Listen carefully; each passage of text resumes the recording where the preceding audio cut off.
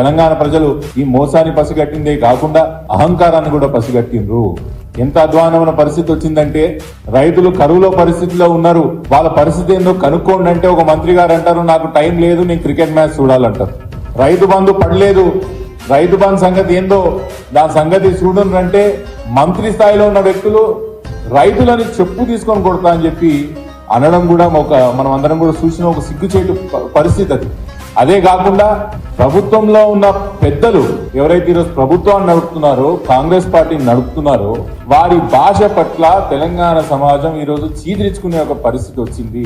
మీకు ముందే చెప్పినట్టు తెలంగాణ సమాజం ఎప్పటికైనా అహంకారాన్ని తొందరగా పసిగంటది. అహంకారాన్ని ఎట్లా అంచాలని కూడా తెలంగాణ ప్రజలు, తెలంగాణ ప్రజానికం, తెలంగాణ సమాజం ఎదురు చూస్తుంటది. దానికి ఈరోజు పరాకాష్ఠ స్థాయికి ఈ యొక్క కాంగ్రెస్ పార్టీ ప్రభుత్వం చేరుకుందని నేను భావిస్తున్నాను. ఉదాహరణకు నిన్న బర్కాదత్ గారు చేసినటువంటి ట్వీట్, మీ యొక్క సహోదరి, మన మీడియా ప్రతినిధుల యొక్క సహోదరి, మన యొక్క కొలీగ్ బర్కాదత్ గారు ట్వీట్ ఏం చెప్పింది అని బర్కాదత్ గారు ఘాటైన కామెంట్, ఘాటైన ట్వీట్ చేయడం జరిగింది. కొన్ని నెలలోనే అధికారం తలకెక్కిందా అని ప్రశ్నిస్తున్నారు బర్కాదత్ గారు.